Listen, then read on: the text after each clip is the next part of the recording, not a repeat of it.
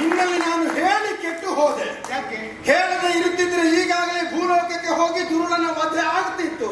ಹೇಳಿದ ಕಾರಣ ನೀನಿಷ್ಟು ಕುಣಿದದ್ದು. ಸಂತೋಷ. ನಿನಗೆ ಸಂತೋಷ ಆಗತ್ತದ್ದು ಯಾಕೆ? ನೀವು ಹೊರಟದ್ದೆಲ್ಲಿಗೆ? ಭೂಲೋಕಕ್ಕೆ. ನಾನ್ ಬರ್ತೇನೆ. ಎಲ್ಲಿರ್ತೀಯ? ಭೂಲೋಕಕ್ಕೆ. ನಾನು ಸಲುಗೆ ಕೊಟ್ಟದ್ದು ಹೆಚ್ಚಾಯಿತ ಅಂತ. ಯಾಕೆ? ಇದಕ್ಕೆ ಹೇಳುವುದು ನೆಂಟರಿಗೆ ಸಾಲ ಕೊಡಬಾರ್ದು, ಹೆಂಡತಿಗೆ ಸಲುಗೆ ಕೊಡಬಾರ್ದು. ಒಳ್ಳೆಯ ಅನುಭವ ಅನುಭವ ಅಲ್ಲ. ಗಂಡಲ್ಲಿ ಅದು ಹೊರಟಾಗ ನಾನು ಬರ್ತೇನೆ. ನಾನೇನು ಜಾತ್ರೆಗೆ ಹೊರಟದ್ದ ಅಲ್ಲ, ಬೇಟೆಗೆ ಹೊರಟದ್ದ? ನಾನು ಹೊರಟದ್ದು ದುರುಳನ ವಧೆಗಾಗಿ.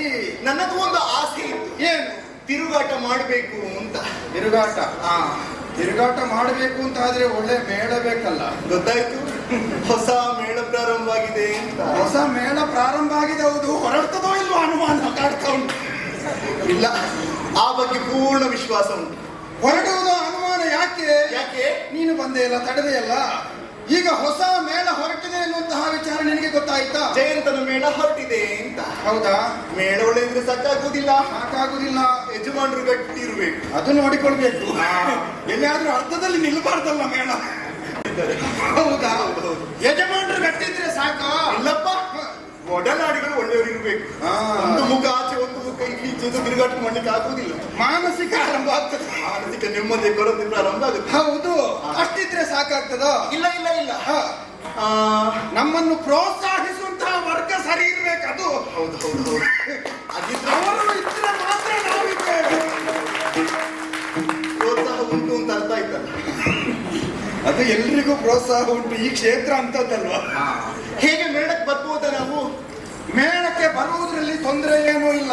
ಏನು ಕೊರತೆ? ಆದ್ರೆ ಒಂದುಂಟು ತಹ. ಯಾವುದು? ಅರ್ಧದಲ್ಲಿ ಕೈ ಕೊಡಬಾರ್ದು. ಹೇಗೆ?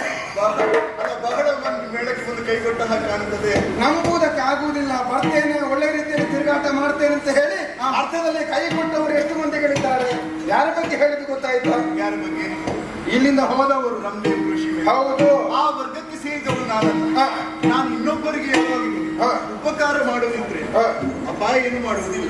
ನಾ ತಿರುಗಾಟಕ್ಕೆ ಬಂದ ಮೇಲೆ ತಿರುಗಾಟ ಪೂರ್ಣ ಆಗಿಯೇ ಹೋಗುವುದು. ಹೌದಾ? ಆದ್ರೆ ಒಂದು ಸಮಸ್ಯೆ. ಏನು? ತಿರುಗಾಟಕ್ಕೆ ನಾನೇನು ಬರ್ತೇನೆ, ಕರ್ಕೊಂಡು ಬಂದವರು ಅರ್ಥದಲ್ಲಿ ಕೈ ಕೊಟ್ಟರೆ ಏನ್ ಮಾಡುವುದು?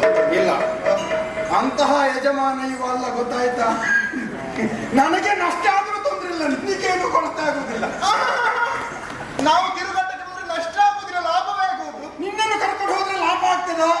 ಅದು ಯಾವ ರೀತಿ? ಎಲ್ಲರೂ ಹೇಳೋದು ಹಾಗೆ. ಹೆಣ್ಣು ಮಕ್ಕಳನ್ನು ತಿರುಗಾಟಕ್ಕೆ ಕರ್ಕೊಂಡು ಹೋದ್ರೆ ನಷ್ಟ ಆಗುವುದು. ನಷ್ಟ ಆಗುದು ಹೇಗೆ ಗೊತ್ತಾ?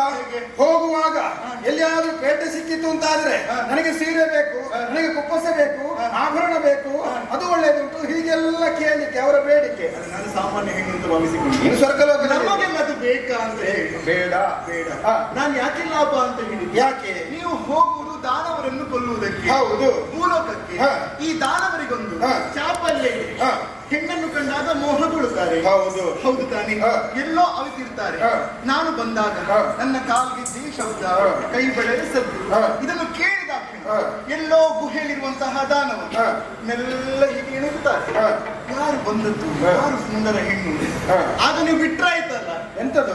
ಬಾಣ. ಬಾಣ. ಆಗ ಅವ್ರು ಬಿಡ್ತಾರೆ. ಪ್ರಾಣ. ಹೇಗೆ ಲಾಭ ಇಲ್ವಾ? ಒಳ್ಳೆ ಉಪಾಯ.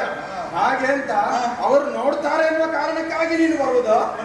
ಹಾಗಲ್ಲ, ನೀವು ನಷ್ಟ ಅಂತ ಹೇಳಿದಕ್ಕೆ ಲಾಭ ಅಂತ ಹೇಳಿ. ಆಗಲೇ ಅವರು ನೋಡ್ಬೇಕೆನ್ನುವಂತಹ ಕಾರಣಕ್ಕಲ್ಲ, ನಾನು ನೋಡ್ಬೇಕೆನ್ನುವಂತಹ ಕಾರಣಕ್ಕಾಗಿ ಹೇಳಿ. ನಿನ್ನನ್ನು ಕರ್ಕೊಂಡು ಹೋದ್ರೆ ಅಷ್ಟೊಂದು ಲಾಭ ಉಂಟು ಅಂತ ಆದ್ರೆ ನಡ ಯಾಕೆ ಹೊರಡುವುದಕ್ಕೆ ಸಿದ್ಧನಾಗಿದ್ದಾನೆ. ಇಳಿಬೇಕು.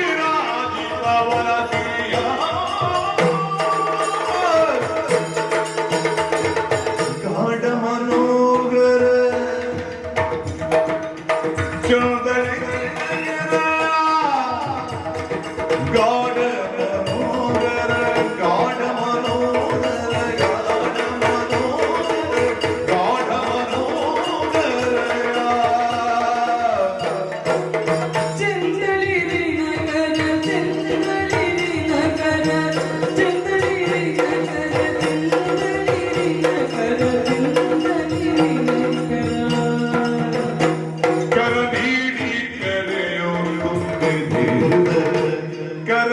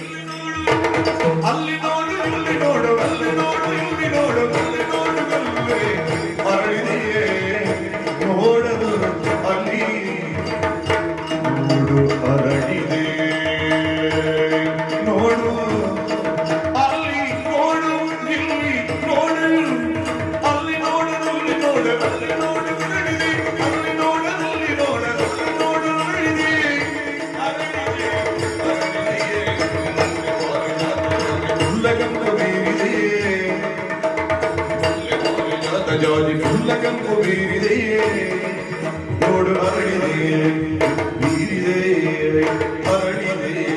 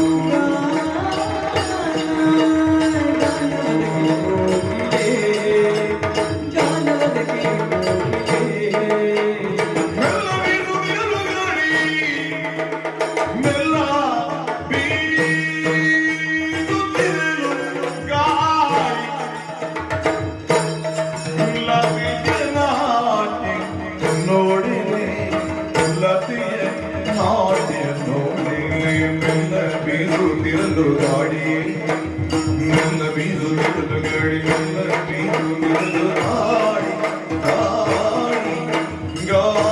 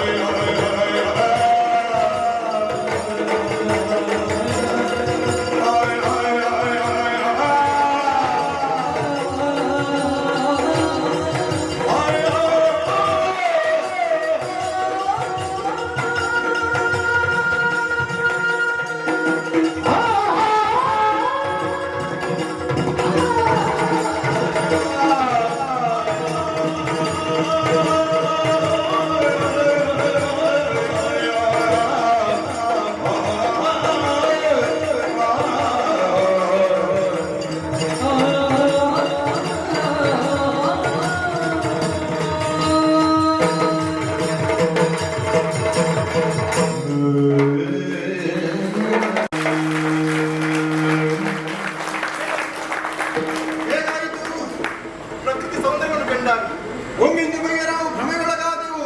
ಮರೆತು ಬಿಟ್ಟೆ ನಾನು. ಸ್ವರ್ಗಲೋಕದಲ್ಲಿ ಆದರೆ ಇರುವಂಥದ್ದೇ ಹೇಗಿರ್ತದೋ ಹಾಗೆ ಇರ್ತದೆ, ಬದಲಾವಣೆ ಎನ್ನುವುದಿಲ್ಲ.